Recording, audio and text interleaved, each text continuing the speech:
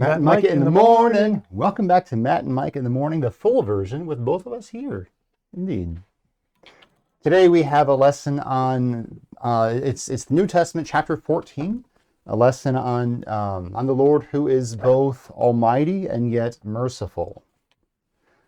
So we've got a few stories in here that demonstrate that for us, but overall, it's trying to get at it's not even a contradiction, but it might seem like one, of the Lord who's all powerful. So you might imagine kind of the strong guy at school, the Nate Mo, if you will. I love using him as an example for this, who, if he wanted to, could just, rule with force and beat everyone up and do whatever he wants. But instead, he chooses to use his strength and compassion and mercy for the lifting up of those who need his help. In this story, the main theme and the take-home point is that Jesus has divine power, which is a pretty simple point. We're coming off of the Christmas season, which is Jesus has taken up our flesh. In the Epiphany season, it is Jesus is our Savior in our flesh. He's a Savior for all nations. Here with this theme of this lesson, for sure, we see Jesus' power over all realms and in all places. So I think sometimes the devil tempts us to think that Jesus is good and Jesus has power and Jesus will help you in this circumstance, but he won't help you in this circumstance. Or the devil tempts us to think that God is not omnipotent, that Jesus maybe isn't fully God, so he's not fully omnipotent. And so it's kind of a lesson that causes us and the students to wrestle with the two natures of Christ, that he's fully human, in the flesh, born of a woman, Christmas story, and that he is fully divine.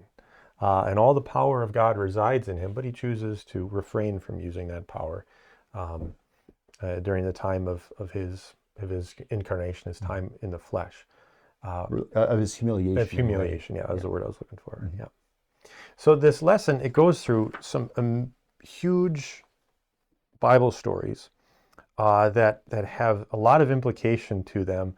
And the more you plumb and you read the depths, or plumb the depths, or read and study them, the more the impact, I think maybe of these lessons really come alive. And so it has first Jesus calming the storm, and so he says, "Quiet, be still," to the wind and the waves that crashed up against the disciples as the boat is sinking. I think right before this he was asleep in the stern. Mm-hmm. They're losing their minds, and he appears as though he doesn't care. Like, Lord, don't you care that we're drowning, that we die? And he kind of sloughs off their afraid remarks, because he's the Lord of everything, certainly, right, of the sea. But the interesting part about in the ancient culture in this time is that they didn't, have a weather channel. They didn't have submarines and sonar. They didn't know what lurked underneath the surface. And so they had this mythology, the Greek mythology, that evil, Hades, of the great sea serpent, things like that, all things bad lived in the sea, because the sea would well up in the middle of the night in a gale and swallow, if you will, entire, fishing fleets whole. And so when the storm rises up, I bet these fishermen are thinking, oh no, the devil's after us. Evil's going to come, and swallow us whole, and take us down to Davy Jones's locker. And so it's hard to imagine the fright that they have. Mm-hmm. Similarly, another account, when Jesus is walking out on the water, they think it's a ghost. The Greek word is phantasma. They're afraid out of their minds. And Jesus is just resolutely calm, just totally out of character for the rest of them, because he's God of heaven and earth. And so he says, "Quiet, be still," the wind and the waves calm down. And then he calls his disciples the Hogolopistoi, which is the little faith ones. It's like his nickname for them. Mm-hmm. Right after that, he goes to the Gerasenes. The Gerasenes is like the hinterlands. Up there amongst the pagans were the witches and the necromancers, and all of the people who look funny and smell funny and do weird things. And along the way, his disciples say, "No, don't go that way."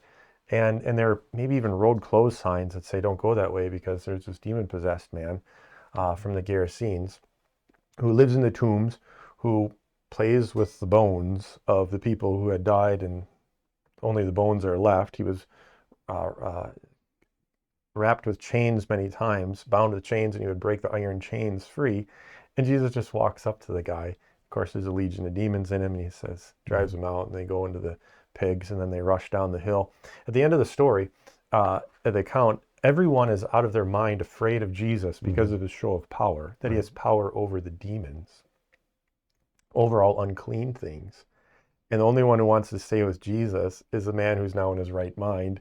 And he tells him, no, go home. Tell your family of the good things I've done for you.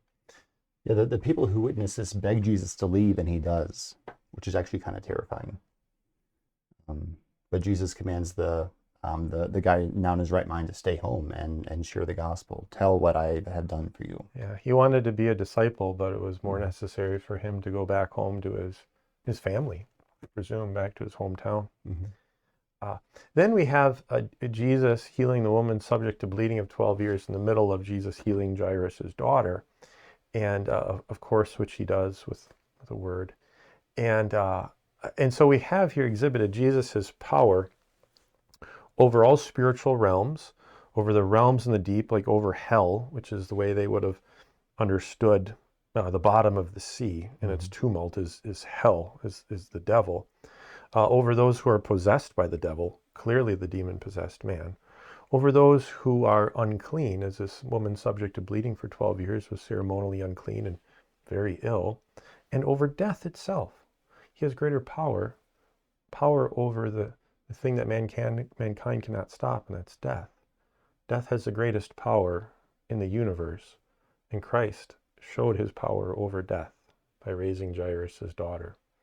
So he has power over all spiritual and physical realm, because he's divine. There's my long speech.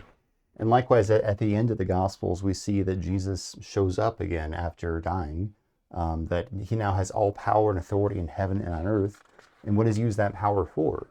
Not to get revenge on his disciples who betrayed him and fled, but no, to forgive them and to send them with the message of forgiveness for all, to make disciples in his name. He comes in power for our good. When you look at this, he writes the chaos, the tumult that was the chaos of the water, and he sets it to be still and be ordered. He writes the man who is demon possessed and not in his right mind, and he gives him order. Now he's in his right mind. The woman whose body is wrought with disease and subject to bleeding, he puts that away and rights her body that was diseased and wrong, and he writes death. And so Jesus uses his power not for conquering and amassing like, say, Putin maybe these days, or Hitler back in the day, or what have you. But he does all of it for his good, for the good of those whom he loves. That's those who call upon him.